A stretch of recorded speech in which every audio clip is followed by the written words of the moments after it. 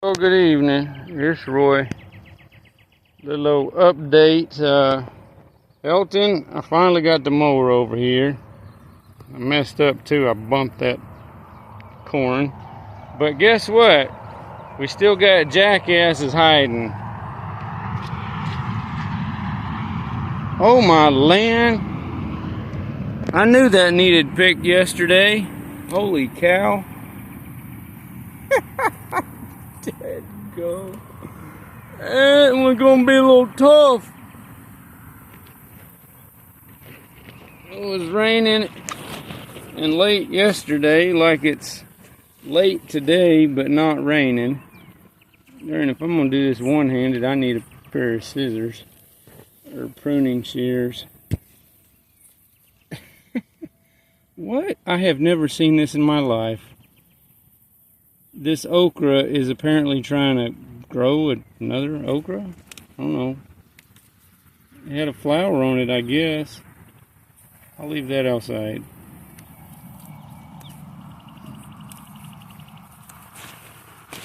Oh, come on. How can I do this? Shut the stupid thing off. Thank y'all for watching and your comments and so forth, and all you are subscribed. And I got grasshopper crap on my arm.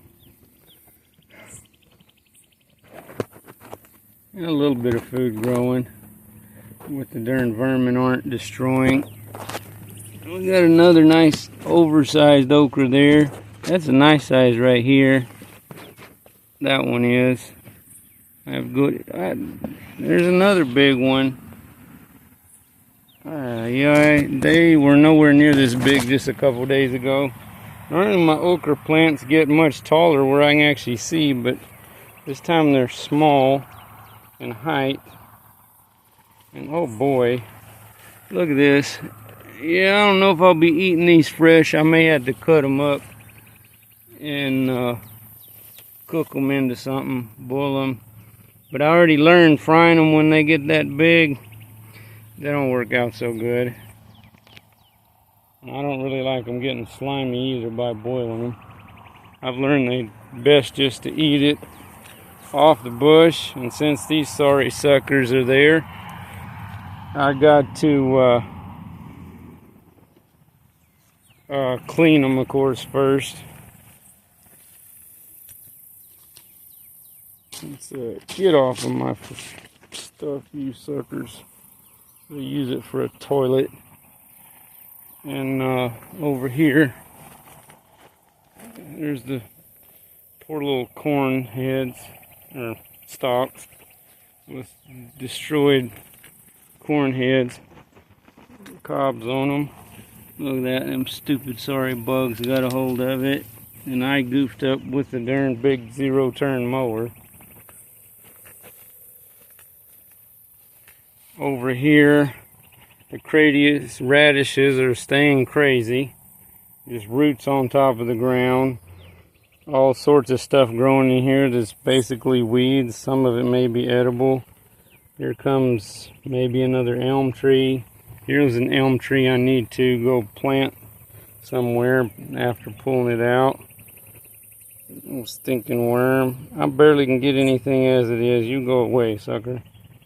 I do not know what this is. I think the seeds blew in here. That's not something I planted. Maybe it's beneficial. As long as it don't make me itch. And sweet potato over here that overtook since the radishes didn't do anything and the carrots didn't either.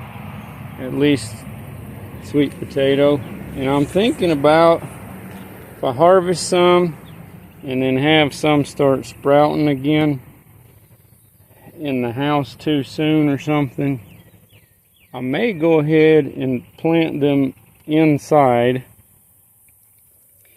and let them grow in a nice big bucket or something in the house, or a mineral tub with some wheels under it, something, so that I can have some vegetation to provide oxygen and use the carbon dioxide in the house in the winter time, because I haven't managed to keep any other indoor plants alive. Even aloe vera that I was given croaked.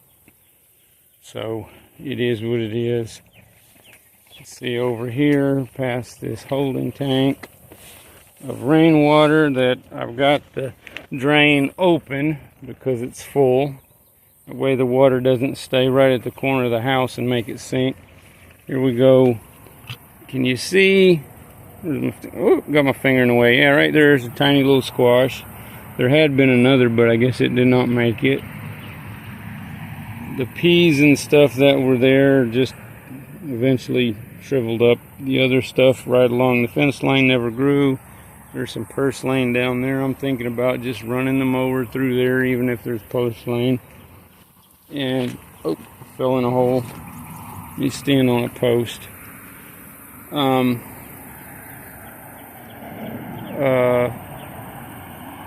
Melon plants here by each of those sticks. It looks like the one of them's not doing so great. The one right here is kind of okay. It's cantaloupe plants, but I got a feeling they're not going to produce. And here's the cedar poles I've been given, so I can try to use them for fencing or small sheds. I stripped the bark off of them, what I could manage to do, a little bit late. You see the strange lines in there. That's from bugs getting underneath the bark to eat them. If you can peel the bark right away, it's a lot easier, and then the bugs don't get into it and tear it up. It stays smooth like that. So apparently even just for building fence, it's better off because they don't get torn up like that or hold moisture and cause them to rot faster. But definitely if you're using it for a structure on a house or something or other and you want it to look nice, some family members found out you gotta peel the bark off right away. And here is that poor sunflower, not looking quite as bad as the other day. And on the previous video, if you'd like to know who I was referring to, I put his name in the description. I may put the link to the Facebook group if somebody asks for it. And